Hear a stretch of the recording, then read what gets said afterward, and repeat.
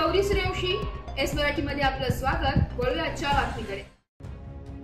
आज लगाम जवळ चुट्टुकुट्टा गावात रोडचे काम करीत असताना बुलडोझरने अपघाती मृत्यू झाल्याची घटना घडली होती। मृतक दशरथ सीताराम आत्राम यांच्या कुटुंबातील नातेवाईकांना 5 लाख रुपये देऊन भोलू भाऊ सोम नाणी यांनी सुरजागड कंपनी सोबत बोलून 5 लाख रुपये दिले।